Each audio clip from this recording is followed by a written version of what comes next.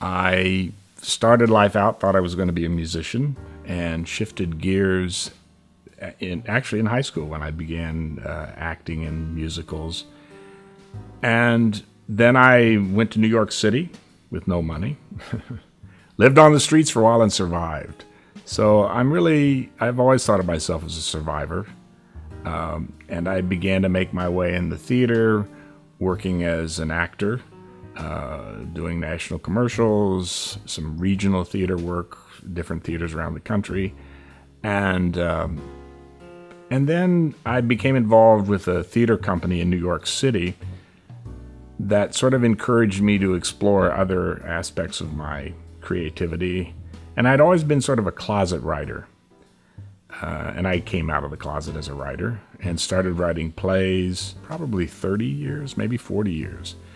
I've had the opportunity to be a guest playwright at the William Inge Theater Festival, which is sort of ironic because it's in Independence, Kansas, and since I grew up in Kansas, I never expected to be back there as a playwright. I've had plays produced in New York, Pennsylvania, Sacramento, California, which is where I'm living now. I've also done an extensive amount of screenwriting. I'm also a guest speaker for the past 6 years at the Sacramento Film Festival.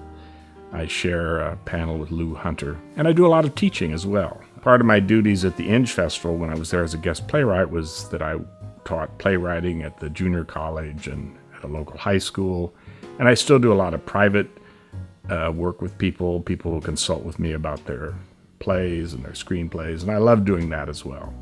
And I've also continued to teach acting. My acting teacher in New York was Larry Moss, who's probably one of the most, if not the most respected acting teachers in the country today. My play was actually the first play that he directed at his theater in Santa Monica. These initial contributions will simply go to taking care of our expenses. We're going to be driving out there with camera equipment. We'll be there for about 10 days. But I really want this to be kind of a grassroots experience.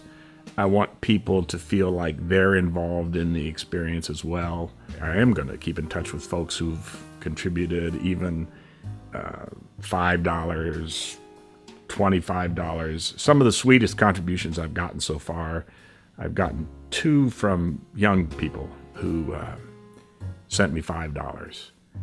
But they also explained that part of the reason they sent me the $5 was because they had been bullied.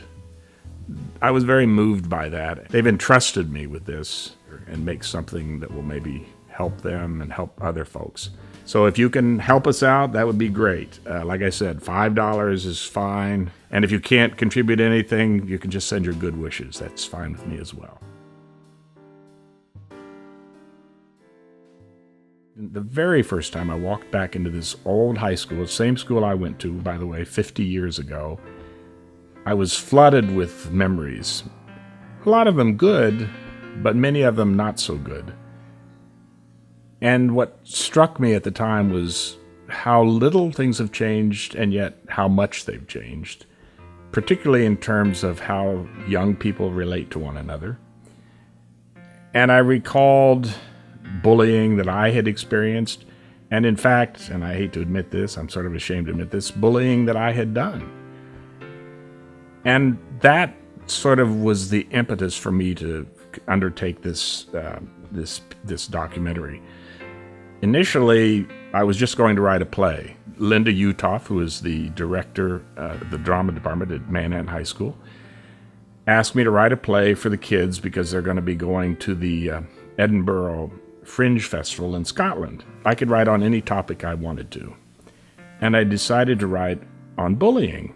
And as I was writing the play, again, the memories kept flooding back. And I kept thinking of all the things that happened to me, all the things I had seen, and all the things I'm seeing today.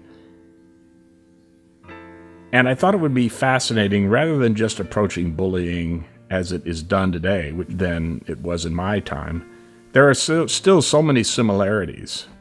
And I wanted to make and want to make a documentary that deals with bullying today, but also to try to talk to people who have memories of their bullying or having been bullied.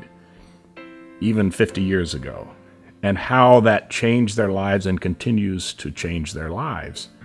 So I really hope that in this documentary I can explore both the bullied and the bullies and help those kids who are being bullied now see how you can survive it.